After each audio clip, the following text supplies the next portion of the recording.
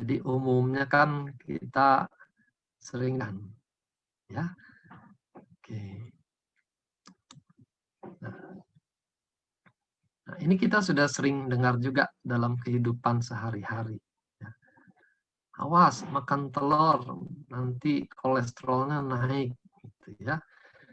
Nah, belakangan ada temuan bahwa kolesterol dari makanan itu pengaruhnya tidak banyak untuk kena oleh badan sendiri. Nah, silakannya temuan ini membuat masyarakat juga jadi lost control. Oh, nggak apa-apa ya kalau gitu saya makan telur banyak-banyak aman gitu ya. Nah, ini juga ada tensinya naik gitu. Banyak makan gorengan, kolesterol, trigliserid juga naik gitu. Nah, bahkan makan buah dan sayuran pun sekarang disoroti gitu. Wah, itu bagaimana pestisidanya, bagaimana pupuk kimianya gitu. Nah, terus kita kalau bilang oh ini gitu ya. Nah, jadi kalau kita berprinsip Anda adalah apa yang Anda makan, kita bisa pusing dengan semuanya ini gitu ya. Kalau begitu, saya boleh makan apa kalau semuanya dilarang? Ya, ini jelas pertanyaan yang sangat mengganggu kita. Kalau lihat menu begini, kita sedang pesta, apalagi orang Chinese kalau istilahnya makan 8 sampai 10 macam begini, bagaimana ditolak? Kan nggak boleh juga membuang-buang makanan yang sudah disajikan. Periksa oleh besok semua.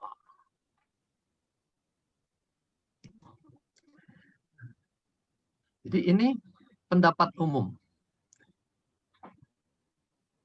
You are what you eat. Ya. Anda adalah apa yang Anda makan. Jadi ini meme umum kalau makanannya fast food ya akan ditumpuk semua di badan kita. Sebenarnya masalah gizi itu ada dua yang besar. Yang pertama kekurangan gizi. Menonjol kasus kekurangan gizinya. Sebaliknya di belahan bumi lain masalahnya adalah overnutrition, kelebihan gizi.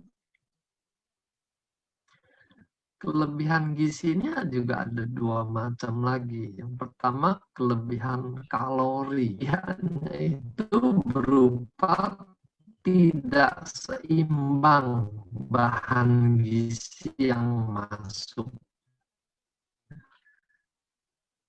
Nah, karena tidak seimbang ini muncul penyakit-penyakit metabolik. Nah, ini ada meme zaman sekarang ini ya. Ini menyindir komplikasi pada kesehatan kita.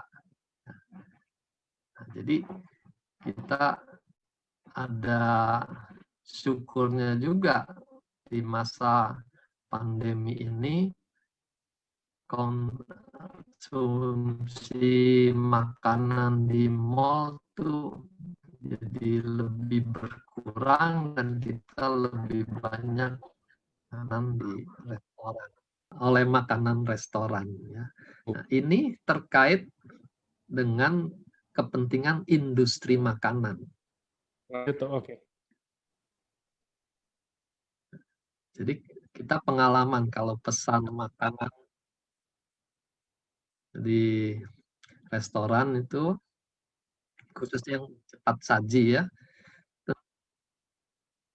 kita akan ditanya apakah akan di-upsize kentangnya itu, french fries-nya akan diperbesar. Ya. Jadi harganya naik sedikit, tapi jumlahnya lebih banyak. Nah, orang akan mudah tergoda untuk meng-upsize karena dipikir lebih hemat. Padahal dengan upsize itu porsi makanannya jadi tidak bisa terkontrol, jadi lebih banyak. Belum lagi bicara kualitas nutrisinya. Kalau restorannya sepi, kita tidak tahu itu bahan makanan sudah berapa lama tersimpan di kulkas misalnya. Makanan populer yang kita kenal juga seperti hamburger, kentang goreng itu dikenal sebagai makanan yang tinggi kalori, tapi rendah nutrisinya. Nah, kalori berlebih inilah yang membuat lemak makin banyak sehingga terjadi obesitas. Batasan obesitas itu kalau body mass index itu di atas 30. Dan mereka temukan 20 tahun terakhir ini meningkat terus.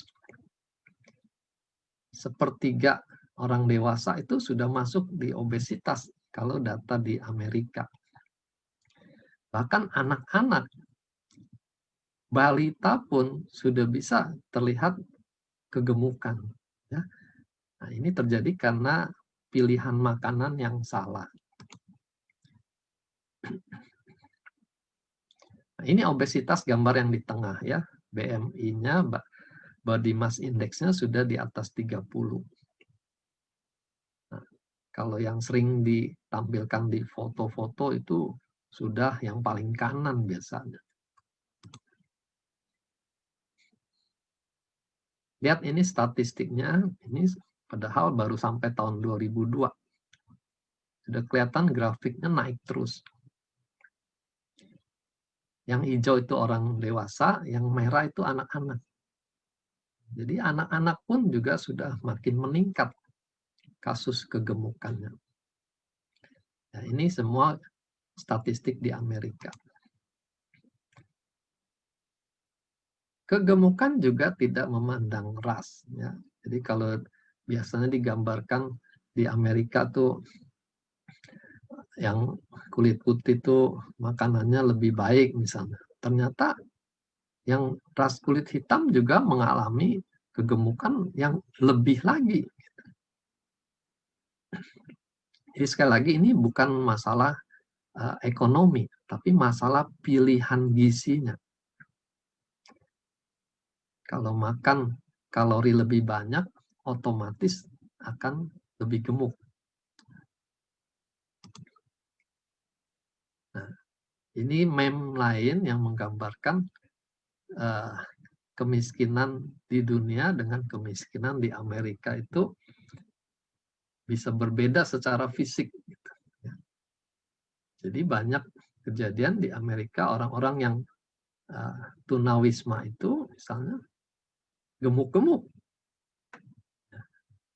Jadi ini karena sudah terjadi tumpukan kalori berlebih sejak masa muda. Nah, bagaimana dengan di ASEAN? Nah, garis titik-titik ini garis rata-rata, garis tengahnya ya. Dan Indonesia masih termasuk di bawah rata-rata untuk kasus obesitas kegemukan. Tapi kalau kita terus-menerus konsumsi yang salah, kita akan menyusul, gitu ya. Nah, kita lihat Papua,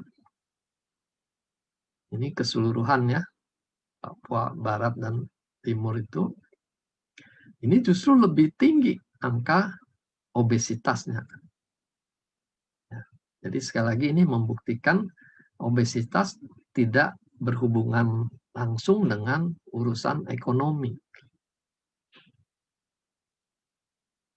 Kalau makanan salah, otomatis dia akan menjadi obesitas. Masalahnya ditambah kompleks lagi dengan isu-isu di luar gizi itu sendiri.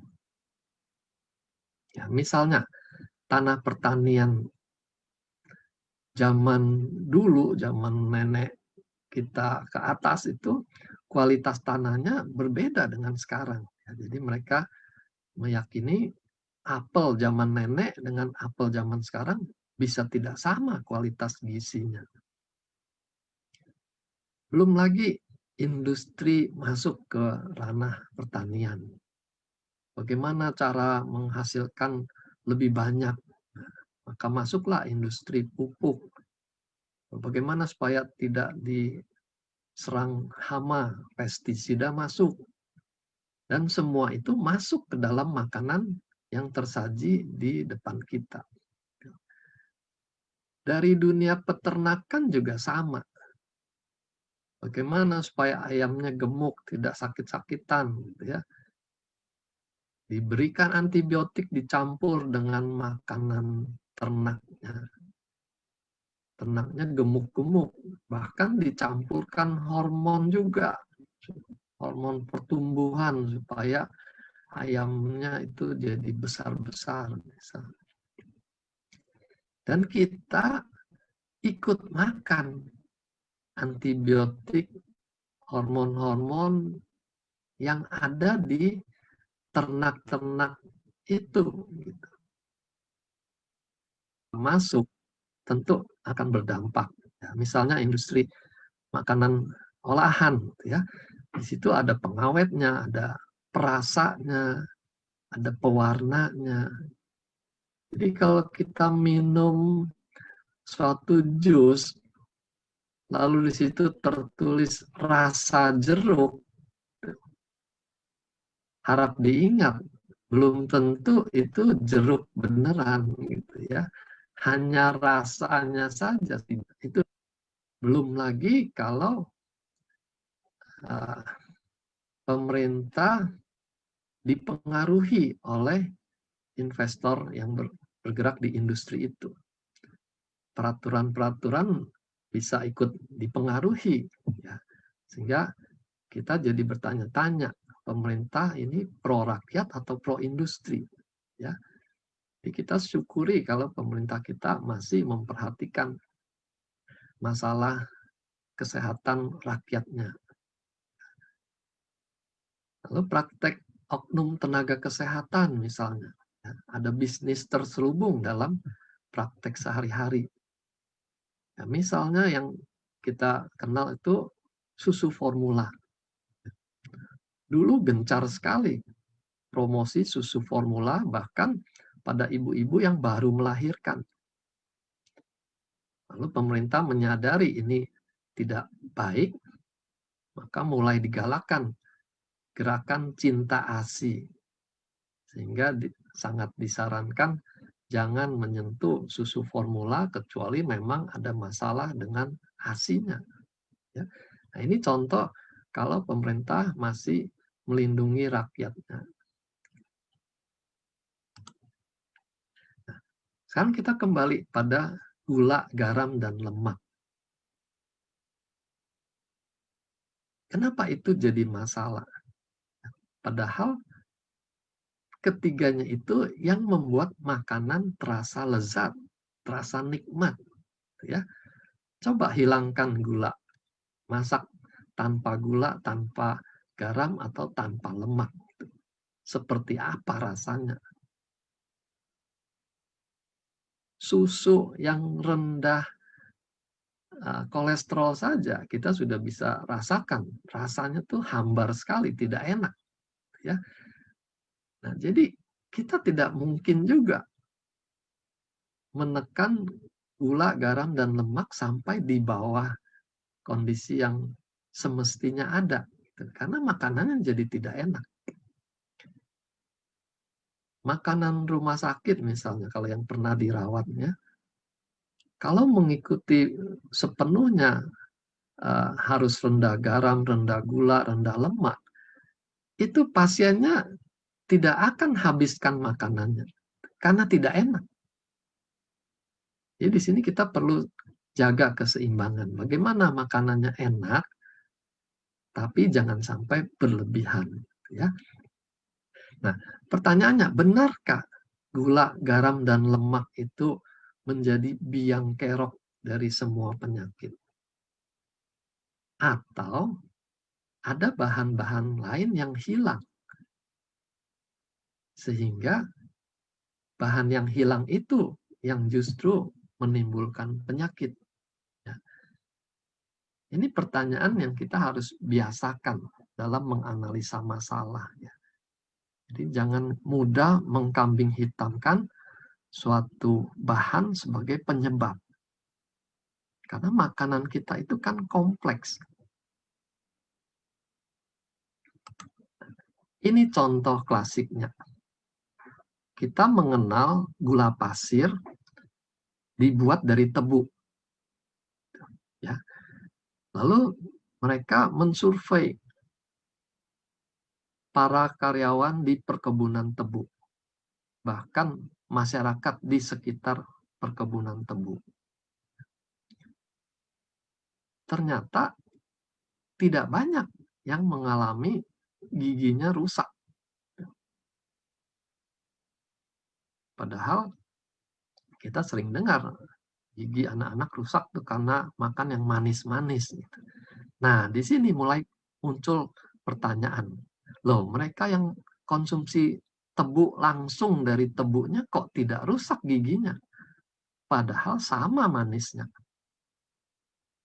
Nah, lalu penelitian masyarakat melihat bahwa ternyata gigi berlubang itu meningkat pesat sejak muncul industri roti.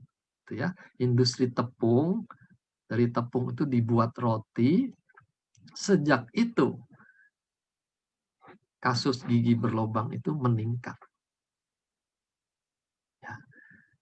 Begitu juga pengaruhnya terhadap kencing manis. Ada penelitian di Republik Dominika itu ya penghasil tebu yang besar, 5.000 pekerjanya diteliti, tidak banyak yang mengalami kencing manis. Padahal mereka konsumsi tebu sejak anak-anak. Berbeda dengan orang kaya di Spanyol yang mengkonsumsi gula pasir gitu. Itu angka kejadian kencing manisnya tinggi, gitu ya. Nah, di sini muncul lagi pertanyaan. Jadi sebenarnya gulanya yang bikin kencing manis atau ada bahan yang hilang waktu proses pembuatan gula pasir. Sehingga bahan yang hilang itu yang membuat perlindungan terhadap kencing manis juga ikut hilang. Gitu. Maka sekarang dikenal gula itu dengan sebutan kalori kosong. Isinya hanya kalori, kosong gizi-gizi, zat gizi lainnya. Ya. Jadi kita sekarang bisa yakin tidak sama konsumsi tebu dengan konsumsi gula pasir. Walaupun gula pasir itu dibuat dari tebu. Angga, bagaimana sejauh ini? Aman? Aman, Dok. Aman.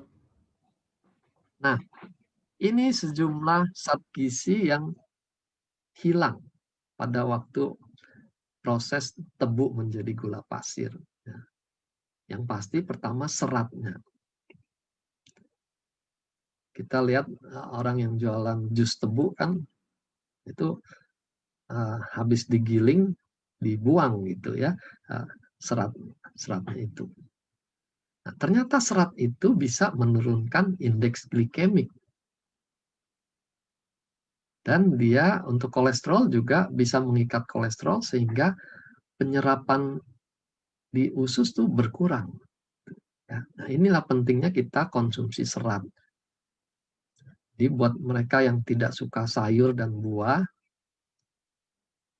nah sekarang menyadari apa yang hilang dari makanannya, padahal itu melindungi kesehatannya. Nah juga di dalam makanan yang utuh itu kalau diproses bisa hilang zat-zat seperti yodium, molibdenum gitu ya. Nah, dan itu masing-masing punya efek untuk kesehatan. Nah, misalnya yodium itu mencegah gondok membesar gitu. Jadi kalau orang yang kurang yodium, gondoknya akan memperbesar diri. Itu mekanisme alamiah supaya dia bisa lebih efisien menggunakan yodiumnya. Gitu. Lalu zat molibdenum, ini kita mungkin jarang dengar ya. Tapi ternyata ini penting karena penelitian di masyarakat di China Utara itu kanker esofagusnya lebih tinggi karena bahan mineral molibdenumnya kurang. Ya. Juga untuk kencing manis sekarang disoroti pentingnya kromium. Nah, mulailah nanti produksi suplemen yang berisi kromium picolinate gitu ya. Ternyata bahan ini penting untuk mekanisme kerja insulin pada tubuh kita gitu ya. Jadi pada saat tebu itu diproses jadi gula pasir, bahan kromium ini hilang juga. Sehingga insulin jadi tidak efektif untuk mengelola gula di tubuh kita. Naiklah kadar gulanya. Nah, temuan lain misalnya keseimbangan.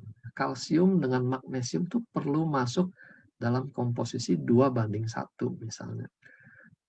Tapi kalau kita hanya mendengar promosi kalsium kalau kurang bisa bikin tulang kropos, kita ramai-ramai minum suplemen yang isinya kalsium. Sehingga komposisinya jadi tidak sebanding lagi. Magnesiumnya jadi kurang dibanding kalsiumnya. Dan ternyata komposisi yang pincang itu menimbulkan masalah kesehatan lagi. Gitu ya. Nah, di sini kita melihat pentingnya kita konsumsi makanan yang utuh. Karena Tuhan sudah ciptakan keseimbangan di dalam masing-masing makanan itu. Kalau kita hanya mengejar salah satu mineral lewat suplemen, kita bisa-bisa menciptakan ketidakseimbangan di dalam tubuh kita. Ya. Nah, elektrolit juga begitu. Garam bikin darah tinggi. Garam itu natrium. Ya. Ternyata yang bikin darah tinggi itu karena ketidakseimbangan natrium dan kaliumnya. Kalau dia konsumsi cukup buah-buahan, di mana buah-buahan itu tinggi kaliumnya, ternyata bisa mengimbangi efek buruk dari garam itu. Makanya kita kenal, oh kalau darah tinggi, makan seledri, makan belimbing misalnya. Itu bukan karena dia berfungsi sebagai obat darah tinggi, tapi karena elektrolitnya saling mengimbangi satu sama lain. Sehingga terjadi kondisi yang lebih menyehatkan. Ya. Nah, dan yang paling penting juga, kalau makanan itu diproses, apalagi dengan pemanasan, maka semua enzim yang ada di dalamnya itu akan rusak, akan berkurang banyak. Dan enzim itu penting sekali bagi metabolisme kita. Ya. Nah, ini penting kita perhatikan. Jadi selalu tanyakan bagaimana makanan sehari-hari. Makan sayur dan buah yang masih utuh tidak? Ya. Karena kalau dia jawabannya, wah saya nggak suka sayur. Bahkan ada yang tidak suka buah. Gitu. Lalu dari mana enzimnya itu dia dapat? Karena enzim hanya ada di makanan yang alamiah. Jadi kalau dia sakit-sakitan, tidak heran. Itu pilihan dia untuk menjadi sakit. Karena tidak mau makan makanan alamiah. Dan kita tidak bisa mengejarnya dengan suplemen. Ya. Karena enzim itu tidak bisa dibuat di dalam pabrik. Pasti rusak. Dan kalaupun bisa, itu tidak lengkap. Jadi kita butuh enzim yang lengkap dari makanan yang masih utuh. Nah, ini saya mau ajari cara membaca indeks. Ya, kita kenal ada glycemic index, ada glycemic load. Ya. Yang aman itu adalah yang warnanya hijau. Yang warna merah itu tidak aman untuk orang yang kencing manis khususnya. Ya. Nah, buat kita yang sehat juga tidak aman karena kita mengundang risiko kencing manis. Nah, ini saya mau bandingkan, kita lihat potato chip, ya, kentang goreng itu, French fries yang kita makan kalau kita ke bioskop itu, dibandingkan dengan gula, sugar. Nah, di sini lihat, potato chip ada di jalur hijau. Gula itu di oranye, sudah mendekati jalur merah. Tapi kita konsumsi gula tidak bisa terlalu banyak, ya. Minuman terlalu manis juga tidak enak. Jadi pasti kita akan ada batasnya konsumsi gula itu. Tapi kalau konsumsi kentang goreng, karena kita mungkin berpikir, oh kentang itu kan ciptaan Tuhan, gitu, aman-aman saja untuk dimakan. Dan kita konsumsi sepanjang film itu diputar misalnya. Di upsize lagi waktu beli. Lebih hemat, alasannya lebih hemat kita upsize. Maka hasil akhirnya, glycemic load-nya itu bisa lebih banyak dibanding gula pasir. Sehingga hasilnya jalur merah. Ya. Nah, ini penting. Jadi kita hati-hati membaca makanan yang kita konsumsi ini. Di bawah kita lihat semangka. Semangka itu kalau dari glycemic index tuh tinggi. Ya, jalur merah dia 72. Maka kita akan bilang yang kencing manis, jangan makan semangka. Manis itu, gitu ya. Nah, padahal kalau dilihat proporsinya hanya satu mangkok, dia ada di jalur hijau. Gitu. Kalau kita tidak makan semangka sama sekali, otomatis kita juga tidak makan semua zat gizi yang ada di dalam semangka itu. Gitu. Ya. Jadi jangan sampai kita terlalu ekstrim. Ini jangan, itu jangan, padahal itu bahan mengandung zat gizi lain yang bagus. Gitu. Ya. Memang semangka itu manis, ya kita batasilah jumlahnya, jangan banyak-banyak. Bagaimana membatasinya? Makanlah semangka yang dipotong. Karena kita juga nggak bisa makan banyak-banyak. Tapi kalau semangkanya di jus, hanya airnya saja yang kita minum, ya otomatis akan lebih banyak gula yang masuk ke dalam. Ya. Nah, itu pentingnya, jangan semua buah tuh di jus. Makanlah buah potong. Supaya ada batasnya juga. Oke ya, itu sepintas mengenai glycemic index dan glycemic load. Jadi nutrisi umum yang kita butuhkan untuk hidup sehat itu harus cukup lengkap. Ya. Karbohidrat, protein, lemak itu termasuk makronutrien. Kita konsumsi dalam jumlah besar, 200 gram misalnya. Kalau vitamin, mineral itu dalam ukuran miligram. Ini sudah masuk mikronutrien istilahnya. Jumlahnya kecil, tapi peranannya besar. Sementara yang makronutrien itu biasanya orang kaitkan dengan nendang, gitu ya. Oh, makanannya nggak nendang karena jumlahnya dia butuh banyak. Selain vitamin, mineral, tadi kita sudah singgung, enzim itu wajib ada. Ya, dan ini hanya ada di makanan yang utuh dan sebisanya yang tidak kena panas. Ya, jadi buah-buahan itu tidak perlu dimasak, itu enzimnya banyak. Kalau sayuran sebagian yang sudah dimasak, enzimnya juga berkurang banyak, gitu ya.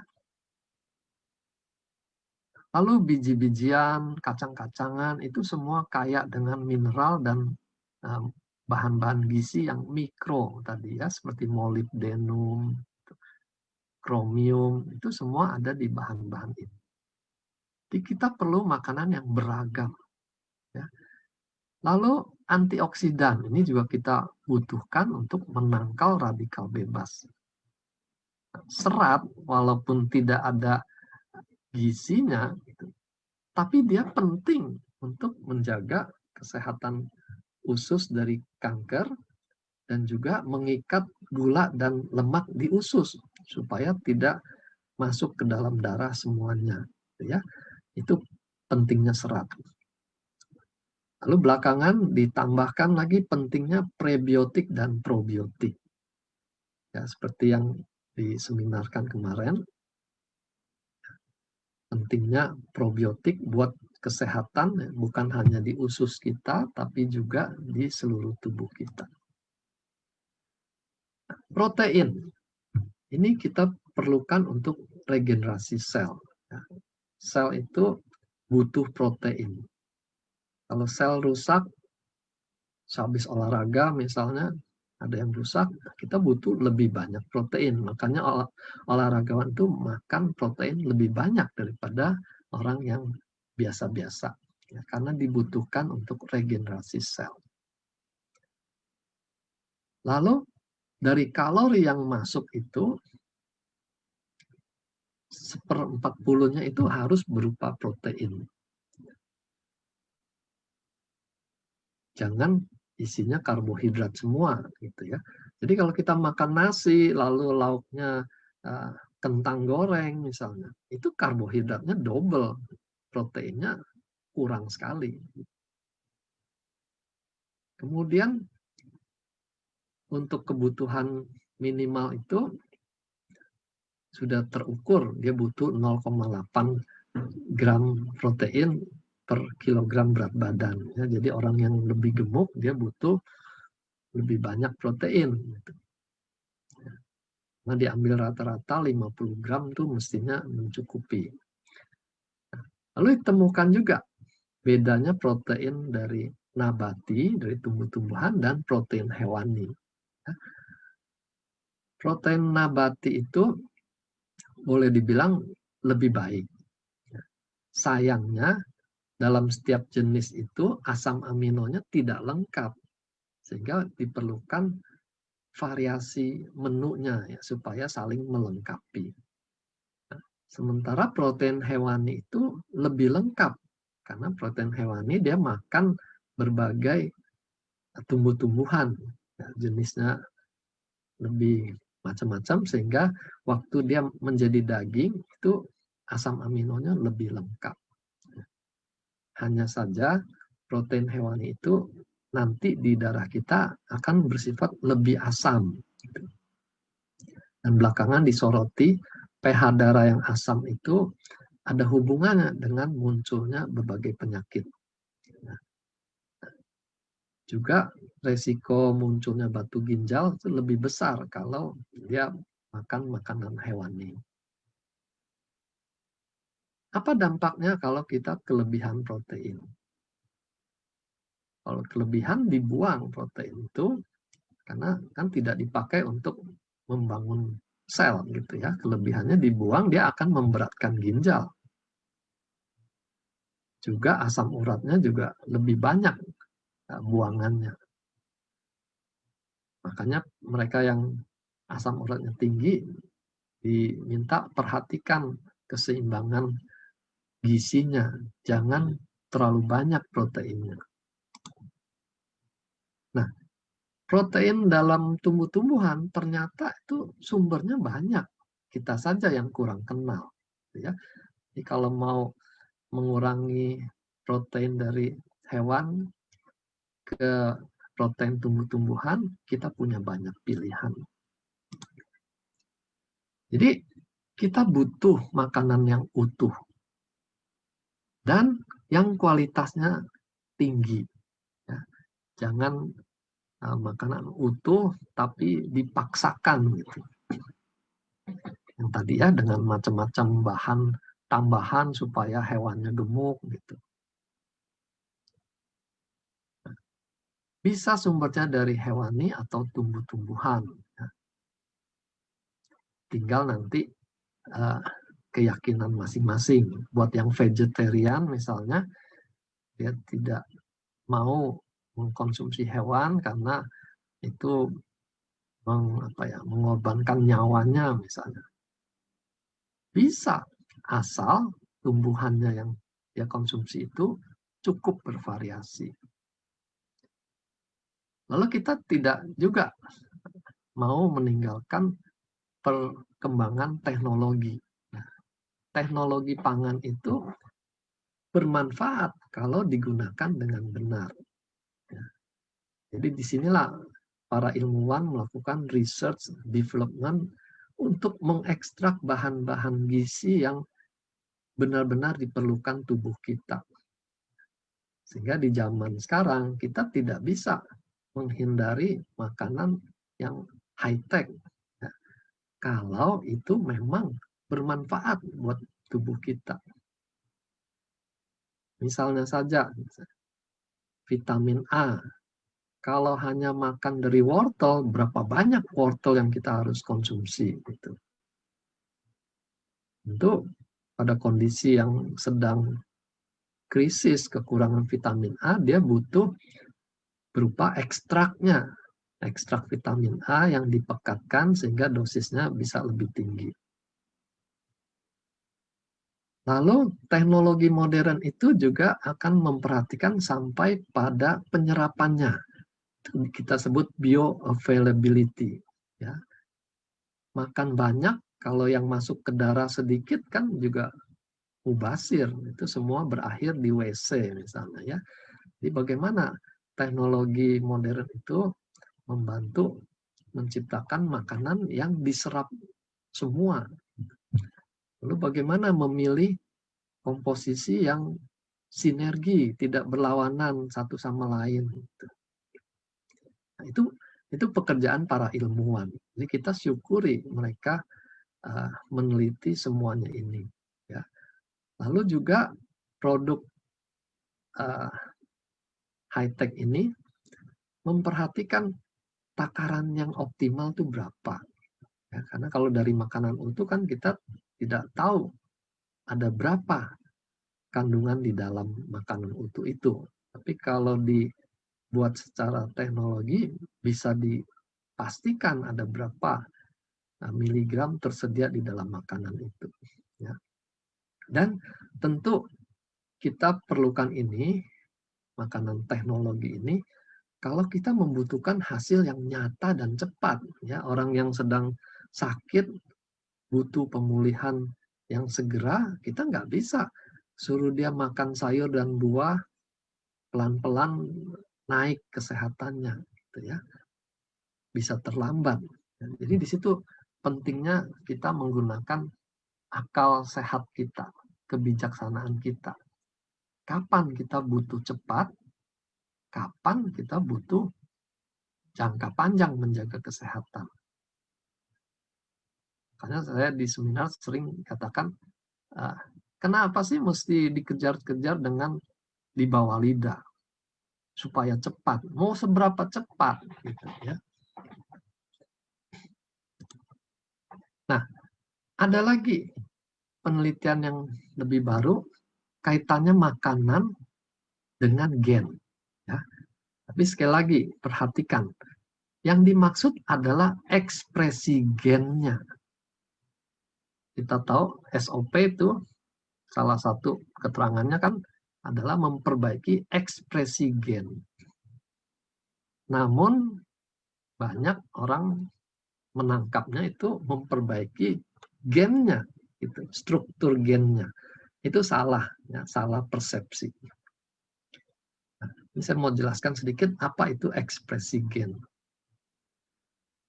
Kita tidak bisa mengkutak-katik DNA-nya yang ada di dalam kromosom itu. Jadi kita tidak bisa mengubah struktur DNA-nya. Tapi ternyata struktur DNA itu nanti masih diatur lagi apakah dia akan muncul di dalam gejalanya atau tidak. Misalnya orang yang sama-sama keturunan kolesterol tinggi misalnya. Lalu dari kolesterol itu bisa bikin serangan jantung misalnya. Ternyata bukan hanya soal DNA, tapi juga soal ekspresi gennya ini. Maka dalam satu keluarga yang sama-sama keturunan darah tinggi dan kolesterol, tidak semuanya dapat serangan jantung gitu. Karena ada faktor lain yang disebut epigenetik. Epigenetik ini ibarat tombol on-off-nya. Apakah suatu DNA itu akan diekspresikan menjadi suatu penyakit. Itu tombolnya on, muncul penyakitnya. Tapi kalau epigenetiknya itu dalam posisi off, walaupun dia punya DNA yang buruk, tapi tidak muncul sebagai penyakit. Ya. Kolesterol, kencing manis, hipertensi, kanker itu sudah terbukti ada kaitannya dengan epigenetik ini. Nah, jadi ada makanan-makanan yang bisa mempengaruhi epigenetik ini. Nah, ini penelitian belakangan memfokuskan pada epigenom ini, ya, epigenetik ini. Mereka temukan pengaruh lingkungan itu bisa mempengaruhi epigenetik itu menjadi on misalnya ya. Jadi kalau dia ada keturunan kanker, lalu dia juga merokok, maka gen kankernya itu akan muncul sebagai penyakit. Lalu penuaan, juga mereka temukan ada tombol on-off-nya. Makanya ada orang yang lebih cepat tua, ada yang awet muda terus gitu ya. Itu pengaruh dari epigenetik. Lalu mereka riset lagi, apa saja sih organ-organ yang dipengaruhi oleh epigenetik ini. Dan juga penyakit-penyakit apa saja yang muncul karena epigenetik ini. Dan yang menarik, penelitian ini membuktikan adanya pengaruh terhadap stem cell. Gitu ya. Nah, ini kita tahu stem cell nanti berhubungan dengan penuaan dan penyakit. Ya. Jadi stem cell kita bisa dipengaruhi oleh lingkungan termasuk oleh makanan kita. Nah, ini penyakit-penyakit yang muncul kalau epigenetiknya itu dalam posisi on ya, terhadap gen yang dia bawa dari orang tuanya. Kankernya bisa muncul, lalu penyakit Alzheimer, penyakit kegilaan ya, schizofren itu, autism juga bisa muncul kalau tombolnya ini on. Ya. Dan juga berbagai penyakit kronis tadi seperti kolesterol, lalu serangan jantung, kencing manis. Sekarang ini dunia sedang menyoroti kaitan makanan dengan penyakit ini. Nah, pada ibu hamil juga ternyata pengaruhnya besar. Kalau ibu hamil memperhatikan makanannya dengan baik, mengkonsumsi suplemen yang dibutuhkan, dia bisa mempengaruhi janinnya. Ya. Paling tidak janinnya itu semua dalam posisi epigenetik yang tombolnya off. Jadi walaupun DNA-nya diturunkan, tapi anaknya tidak sakit, gitu ya. Itu penting. Sekarang kita beralih pada produk kita, ya, Utsukushi. Kita sudah banyak bahas mengenai Utsukushi dan kita tahu kerja utamanya adalah di dalam sistem pencernaan kita. Ya. Jadi di sebelah kiri itu membahas sistem pencernaan kita, ya, dari esofagus ke lambung itu muncul permasalahan GERD misalnya. Lalu liver itu kita tahu usus kita bisa membantu kondisi radang hati. Lalu khususnya di usus kita juga sudah tahu bagaimana dia bisa membersihkan usus, ya. Ini contohnya usus yang kotor dan usus yang bersih. Dan bukan hanya soal kotor dan bersih. Usus yang kotor itu juga akan membuat dinding usus itu lebih kaku dibandingkan usus yang normal, yang elastis. Dan usus yang kotor itu lebih berpeluang terjadi kanker usus dibandingkan usus yang bersih. Nah, di sini kita menyadari pentingnya membersihkan usus, dan yang paling penting itu serat. Utsukushi membantu pembersihan usus, tapi kandungan seratnya tidak banyak dalam utsukushi. Jadi kita harus selalu mengedukasi konsumen produk kita. Selain minum utsukushi, jangan lupa makan sayur dan buah. Di situ seratnya masih utuh dan banyak. Ya.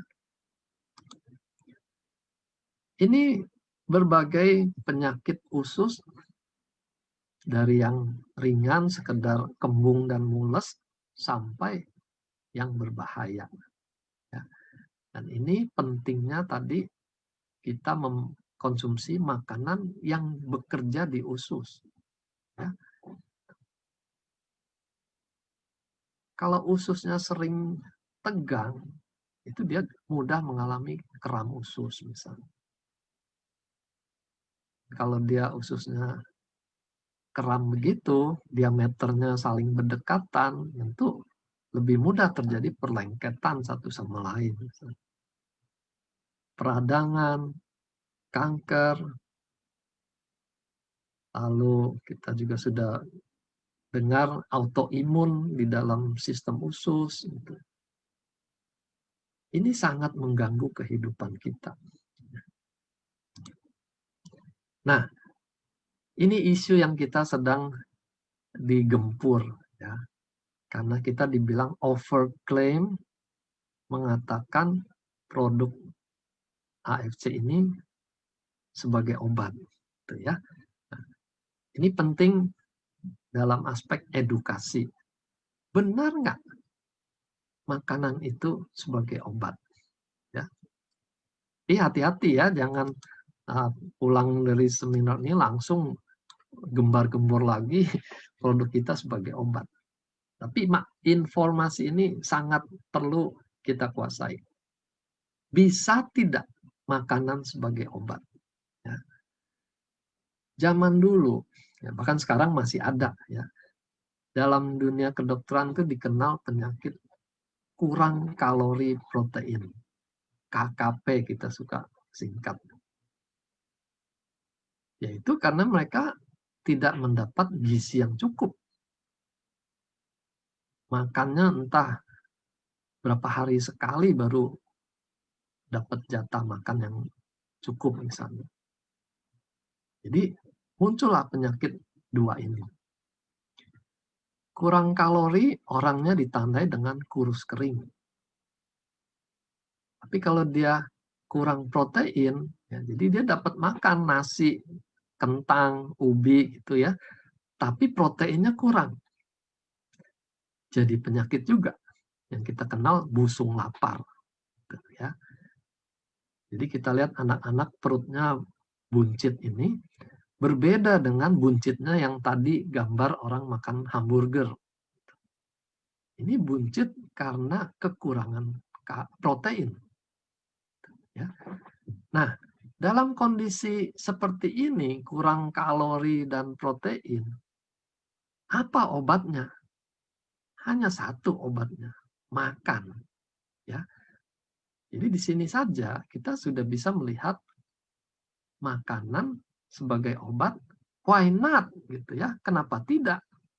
Kalau memang itu masalahnya di situ kurang, kita cukupkan, maka dia menjadi obatnya. Gitu. Ya. Nah ini dalam sejarah kedokteran juga tidak mungkin dilupakan kasus ini. Ya. Jadi ceritanya para pelaut zaman itu banyak yang sakit bahkan sampai meninggal. Gitu. Lalu ada seorang dokter bedah di kapal Inggris ya, James Lind namanya. Dia membekali makanan yang dibawa itu dengan buah lemon. Ya. Dan dia berikan buah lemon itu pada mereka yang sakit.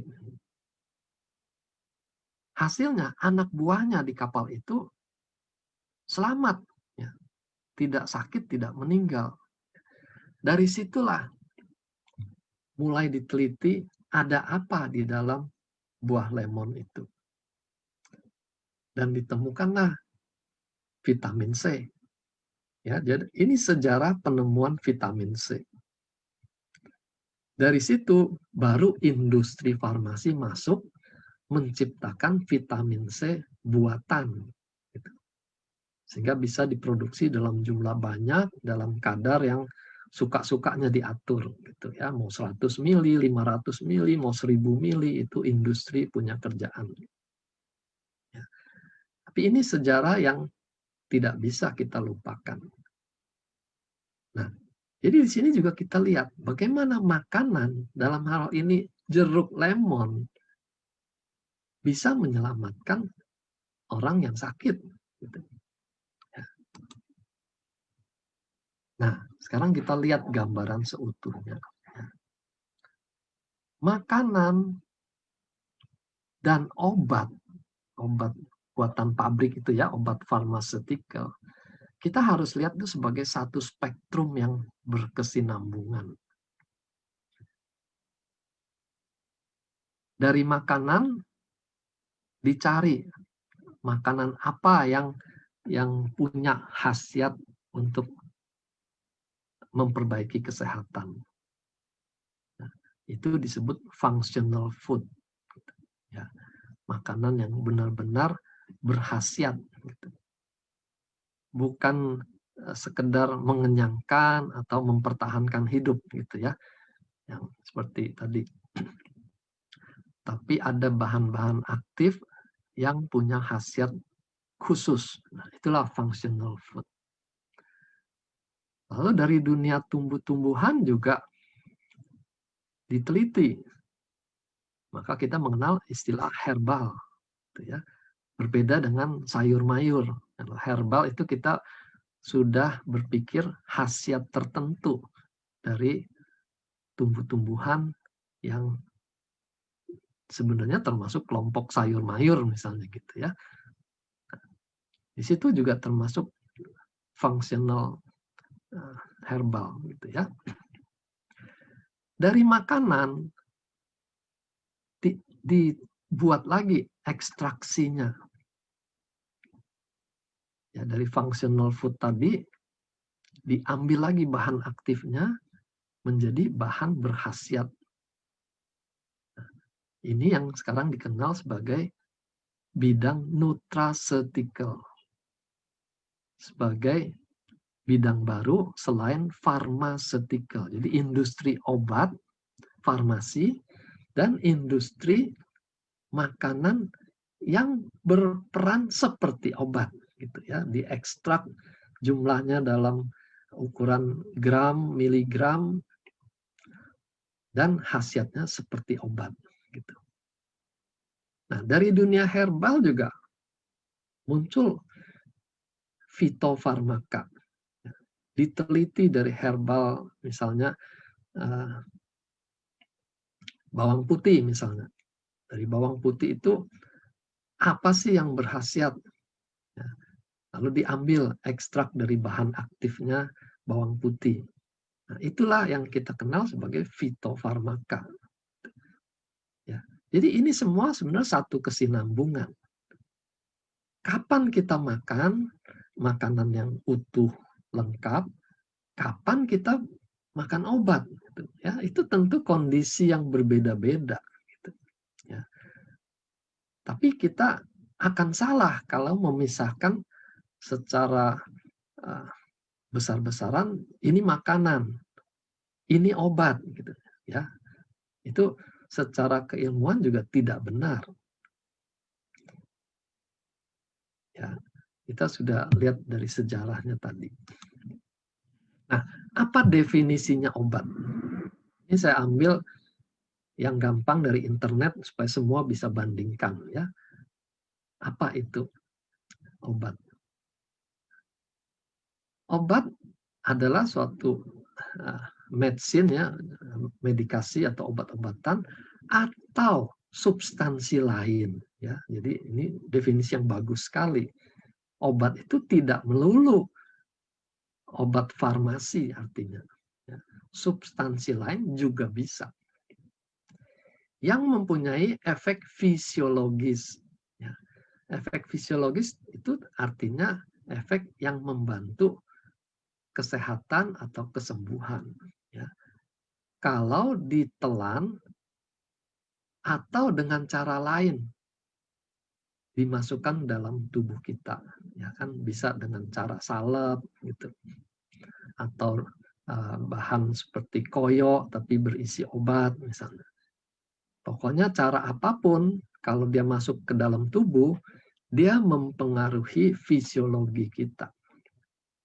Ingat ya, fisiologi itu tujuannya untuk perbaikan tubuh. Berbeda dengan definisi racun. Kalau racun itu bahan yang menimbulkan efek patologis, bukan fisiologis, patologis.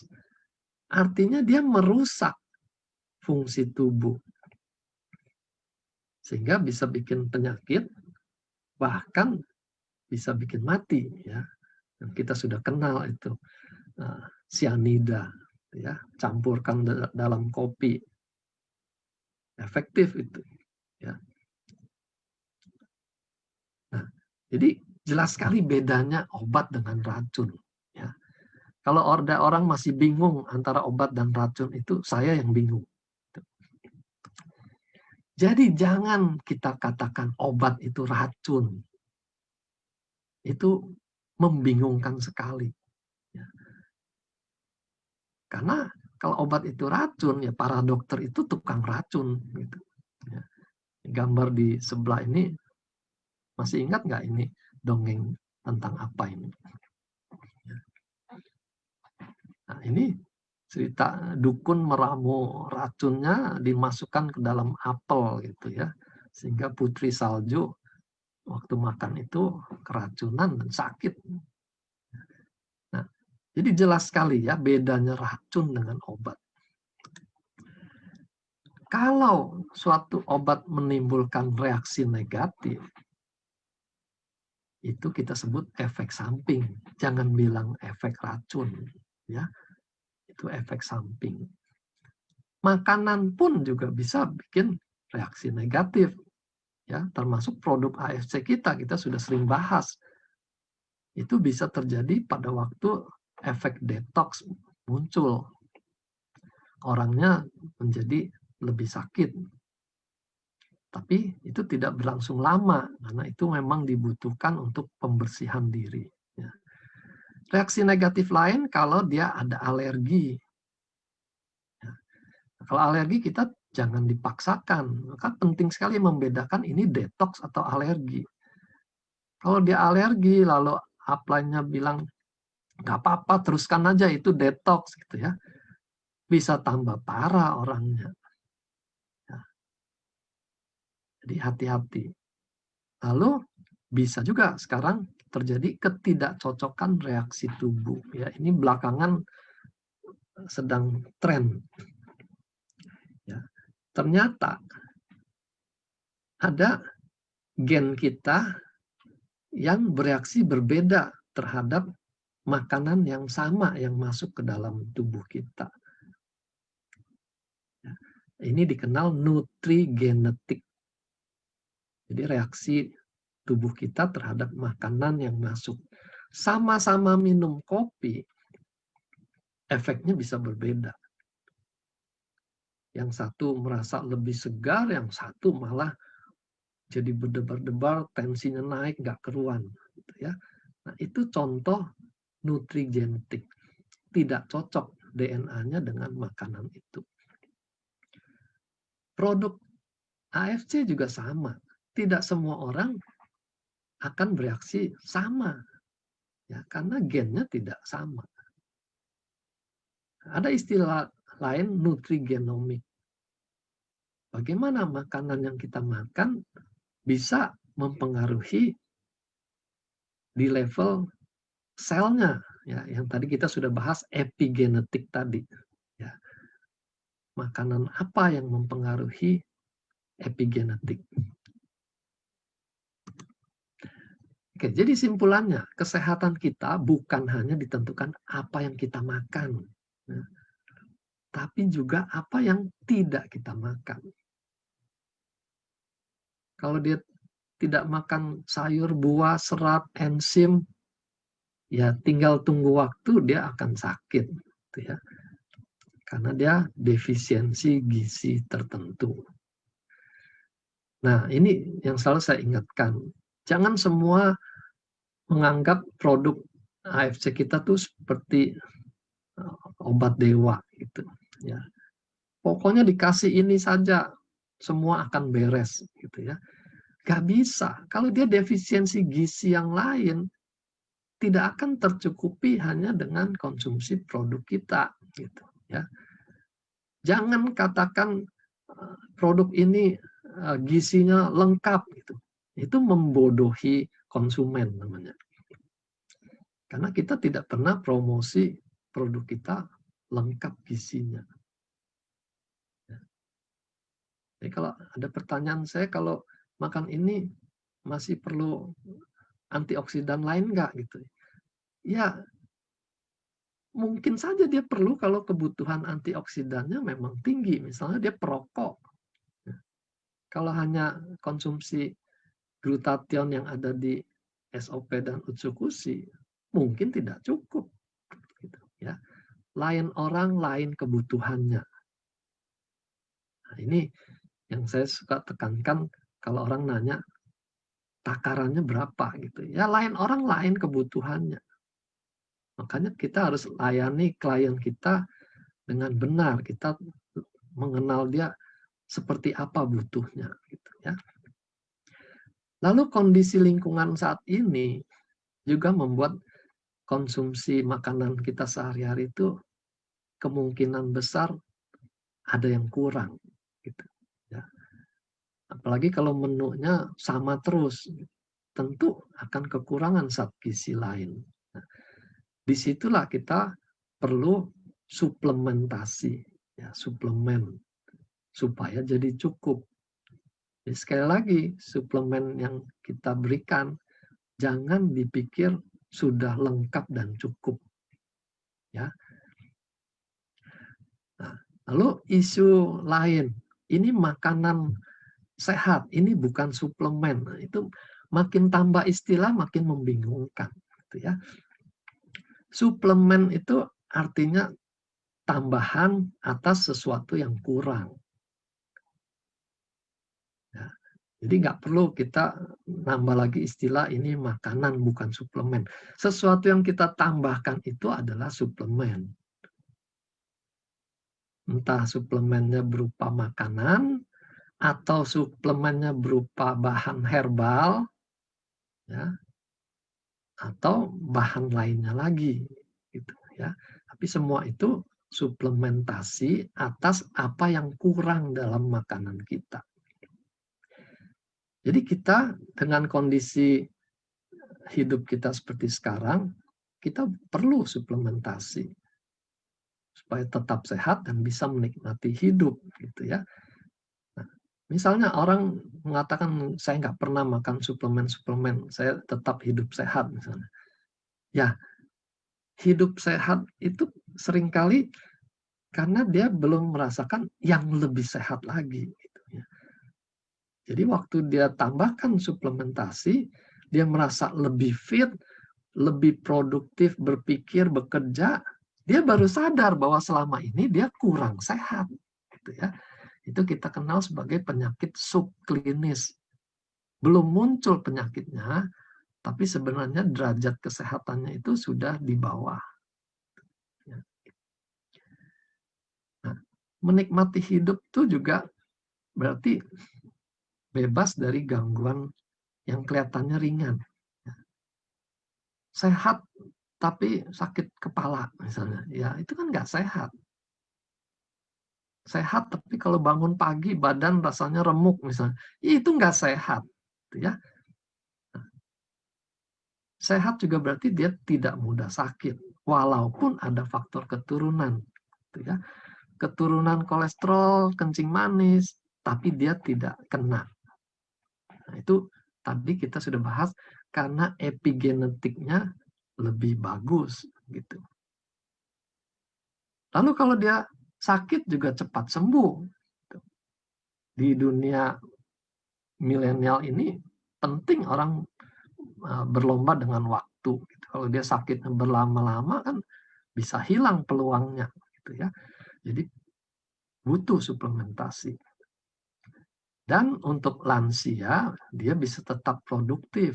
Gitu. Nah ini yang penting juga buat para milenial mungkin tidak merasa perlu, tapi pikirkan orang tua. Ya. Mereka bertambah usia, makin tidak bisa produktif karena terganggu rematik misalnya. Ya. Tolong mereka berikan suplementasi yang memang dibutuhkan oleh mereka. Oke, ya. Jadi ini yang kita cita-citakan. Waktu muda penuh vitalitas, sampai tua juga bisa tetap menikmati hidup dan produktif. Dok, istri saya udah konsumsi SOP Subarasi selama 6 bulan. Berarti ini udah dari Subarasi pertama keluar sih harusnya. Tapi Ya. itu September ya? September. Pokoknya dia konsumsi itu 2 dikali 1. Terus sama dia ada konsumsi obat Parkinson, Heximer 2 kali 1 dan Ciprol 2 kali 1. Lalu propanolol 1 kali 1 dan asam folat. Namun belum ada perubahan sama istrinya, Dok, karena saraf nggak ada perubahan di saraf karena kondisi tangan kanannya masih tremor. Ya. Nah, itu kira-kira mungkin dia mau tanya itu harus check up lagi atau tambahin apa atau gimana, Dok? Ya. Nah, kalau kita kaitkan dengan seminar hari ini, kita sudah bisa jawab gitu ya. Jadi pertama, Parkinsonnya tuh sudah berapa lama? Makin lama kerusakan, itu kan tentu akan makin permanen. Ya. Karena kondisi pendukungnya juga makin menurun. Gitu. Jadi dalam kedokteran kesehatan kita mengenal ini spirally downward. Penyakit kronis itu akan terus merosot seperti putaran spiral. Makin lama makin mundur, tinggal kecepatannya saja. Kalau faktor-faktor pendukung kesehatan kurang, dia makin cepat merosotnya. Jadi selain suplemen dari AFC, ya, perlu diperhatikan keseluruhan gaya hidupnya. Misalnya Parkinson kalau hanya duduk-duduk saja, itu makin mundur, dia akan makin kaku. Mereka temukan orang yang Parkinson itu, waktu dia naik sepeda malah hilang semua. Gitu. Ya. Ini apa ya, mengagumkan atau mengherankan karena tadinya tidak dibayangkan orang Parkinson naik sepeda. Gitu. Lalu juga orang Parkinson kalau dia sering misalnya berupa menari, itu juga bisa berkurang gitu ya. Jadi mengatasi penyakit itu jangan melulu bergantung pada obat atau makanan. Seluruh gaya hidupnya itu perlu diperhatikan. Belum lagi aspek psikologis kalau orangnya depresi ya. Menangisi nasibnya, menangisi penyakitnya, itu hanya memperburuk keadaan dia gitu. Dia hanya memikirkan saya jadi tidak berguna. Nah, coba bantu untuk mengubah persepsi dia, saya masih bermanfaat untuk kerjakan apa gitu. Dan dia kerjakan itu. Kalau dia merasa hidupnya masih bermanfaat, itu bisa memperbaiki kondisi kesehatannya. Ya. Saya ingat cerita profesor saya itu, ada satu keluarga, anaknya yang satu di Belanda, yang satu di Indo. Ya. Waktu ibunya ini dibawa ke Belanda, dia sehat. Karena di Belanda tidak ada pembantu, dan si ibu ini mengerjakan semuanya, membantu anaknya yang sepanjang hari kerja di luar. Gitu. Nah, setelah giliran anak yang di Belanda habis, ibunya diboyong kembali ke tanah air. Anak yang di Indonesia ini memanjakan ibunya. Udah jangan kerja macam-macam, semua dikerjakan oleh pembantunya. Tidak lama si ibu itu jatuh sakit, gitu ya. Jadi penting memperhatikan seluruh kehidupan, jangan melulu bahas mengenai obat dan suplemen. Produk kita ini punya keunggulan yang besar, makanya kita bisa dapatkan hasil yang begitu booming, ya. Begitu menakutkan kompetitor. Kenapa? Karena kerjanya di titik yang sangat penting. Yang satu, regenerasi. Ya, kita tahu lewat insulin-like growth factor, lalu mempengaruhi stem cell, dia bisa membuat regenerasi sel. Kedua, dia memperbaiki aliran darah. Kita makan bagus, kalau aliran darahnya jelek juga tidak sampai ke sel dan selnya tidak dapat makanan. Nah, produk kita bisa memperbaiki dua hal itu. Ditambah lagi Utsukushi itu memperbaiki sistem imun. Sehingga kita lebih sehat menghadapi berbagai penyakit infeksi gitu ya. Dan jangan lupa infeksi itu tidak selalu kelihatan berupa demam, labnya, leukositnya naik, seperti itu. Bisa saja dia infeksi kronis, tidak demam, tidak ada gejala sakit. Tapi ada peradangan yang bertahun-tahun terjadi di dalam tubuhnya. Nah, Utsukushi kita bisa membantu atasi itu. Jadi dengan memberikan bahan untuk regenerasi, bahan memperbaiki aliran darah, bahan yang memperbaiki imunitas tubuh, itu dampaknya sudah besar sekali ke tubuh kita. Gitu. Ya. Cuma sekali lagi, jangan lupa makanan yang seutuhnya juga. Oke. Gitu. Mungkin itu menjawab ya buat teman-teman yang nanya kayak, dok, saya punya sakit mah, dok, saya ada vertigo misalkan. Ya, sebenarnya penyakit apapun itu terlepas dari mungkin terbantu atau tidak terbantu dengan produk kita, ya. Tapi kan pertanyaannya kan boleh apa enggak ya dok ya konsumsi. Ya, seringkali fokusnya di penyakit yang dia sedang soroti ya. Kayak tadi misalnya Parkinsonnya kok nggak maju-maju gitu ya. Jangan lupa waktu kita tambahkan suplemen ini, bagian organ tubuh yang lain itu maju. Dia bisa lebih sehat, bisa lebih jernih pikirannya, bisa lebih bervitalitas gitu. Walaupun Parkinsonnya tidak maju, dia sudah lebih sehat. Jangan lupa itu. Juga pasien yang cuci darah, kan kita sudah dengar kisah-kisah bagaimana sama-sama cuci darah. Ya. Sudah minum suplemen juga, dia tetap cuci darah. Tapi kondisi sekarang, dia bisa aktif bekerja sehari-hari. Dibandingkan dulu, hanya menunggu jadwal cuci darah, dia tidak bisa kerjakan apa-apa. Ya. Jadi keseluruhan hidup itu harus dinilai. Jangan hanya lihat keluhan utamanya itu. Tadi dokter ada bahas tentang sayur yang dimasak akan melalui proses pemanasan. Apakah lebih baik itu sayur dimakannya mentah, Dok? Terus apakah aman untuk orang yang sakit MAH itu makan sayur mentah dan solusi ngolah sayur mentah yang sehat? Ya.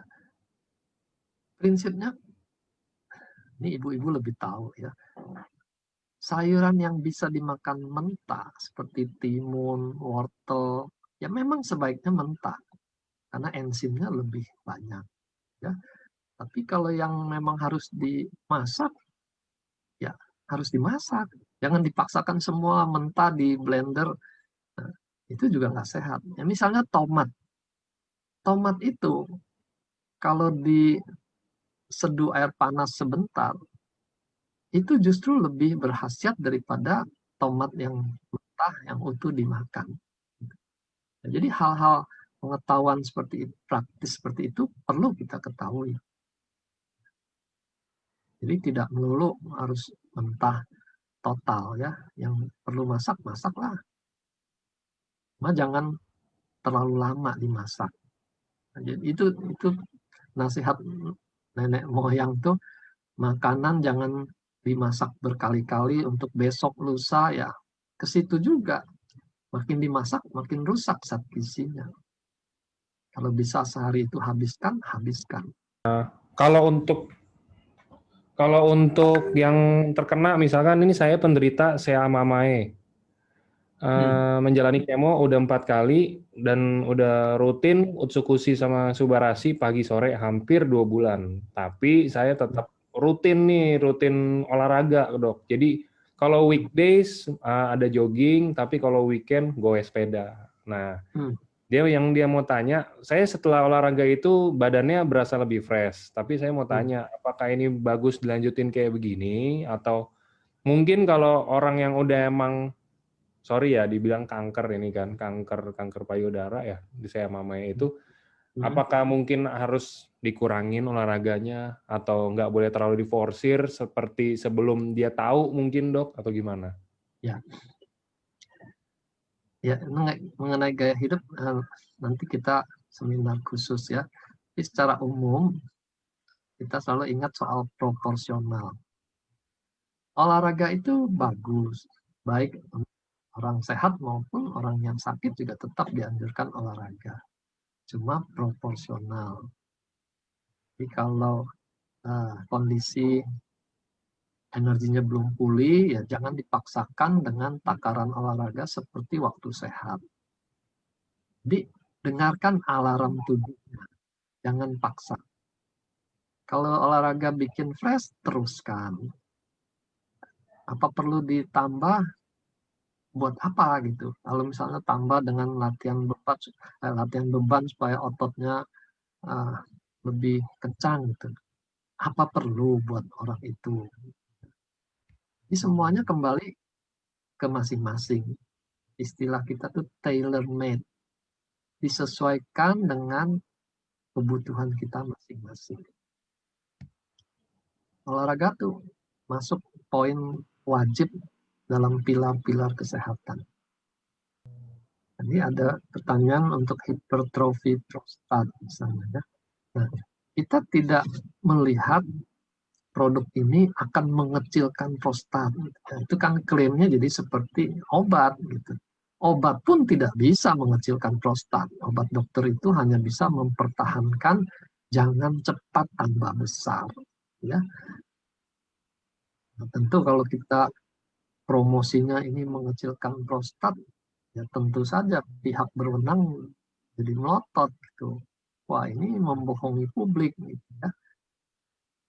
Kita kembali pada tugasnya. Dia regenerasi. Jadi kalau prostatnya itu ada peradangan, bikin rusak, ya cepat perbaiki. Ya. Nah, kenapa prostatnya membesar itu kan kita tidak tahu. Apa karena makan selama ini ada yang kurang?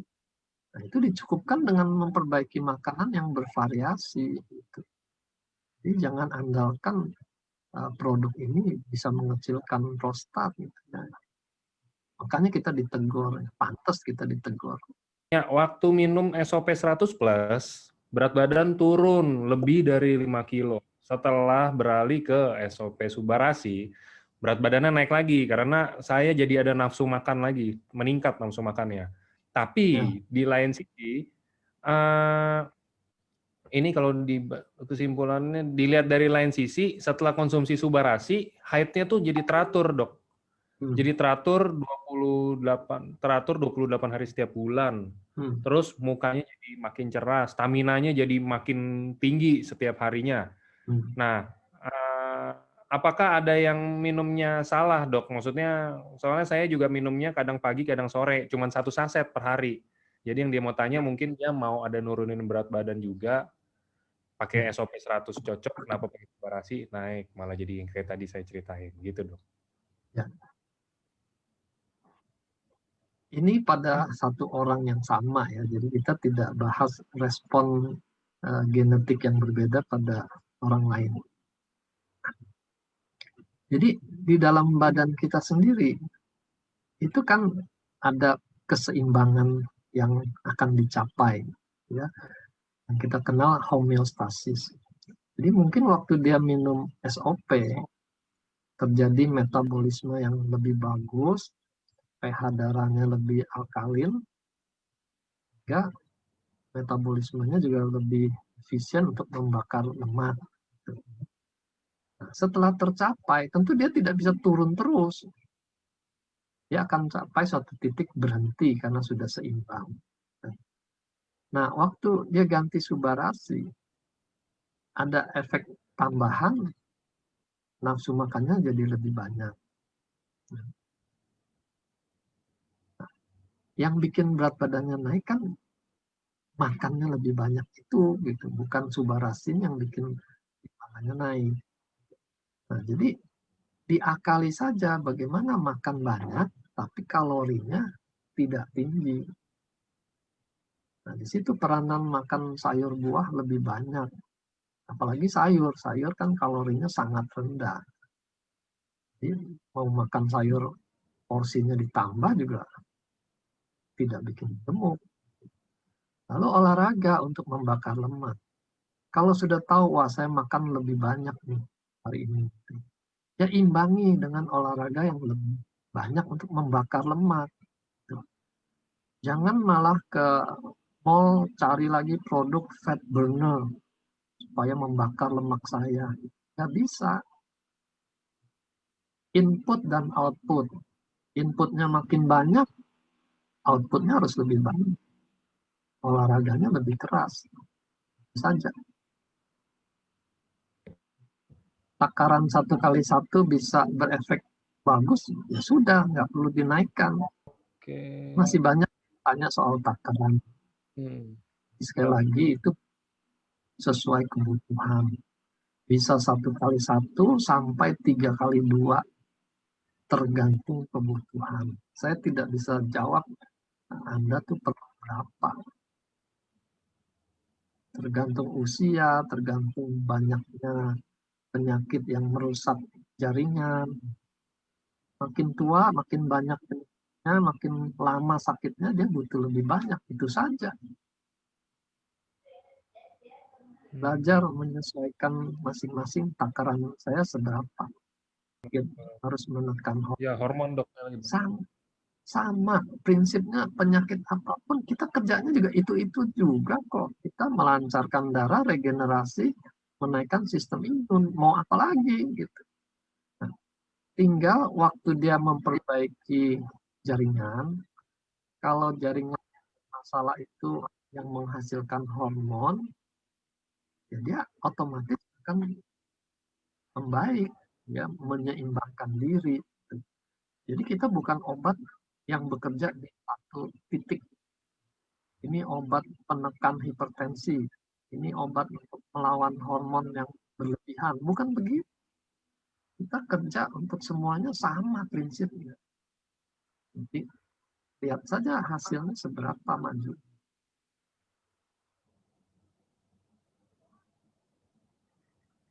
Sampai berapa lama kita tahu dosis itu? Dosis, takaran ya, jangan dosis. Takaran itu cukup atau kurang. Kembali lihat kondisi sakitnya. Kalau diperkirakan ini mestinya sudah cukup segini, kita lihat sebulan.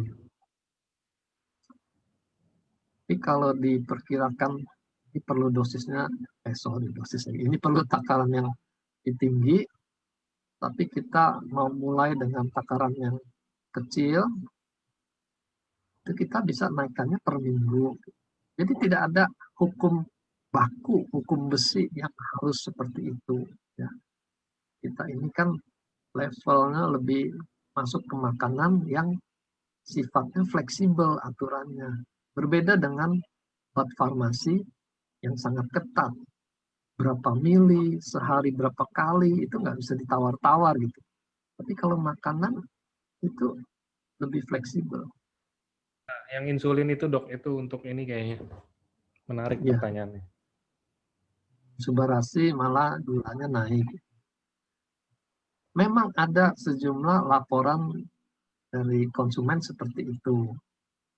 Tadi kita sudah singgung kemungkinan efek dari DNA yang berbeda-beda itu. Ya. Nah, SOP dan Subarasi itu yang sama kan hanya SOP-nya. Dalam Subarasi ada 2 peptida yang baru. Kita nggak tahu apakah orang itu cocok dengan 2 peptida tambahan itu. Kita berharap ke depan kita punya 3 sediaan, jadi kita bisa punya pilihan yang leluasa. Kalau dia tidak butuh bahan untuk anti agregasi dan anti hipertensi, ya nggak perlu makan Subarasi, minum SOP saja.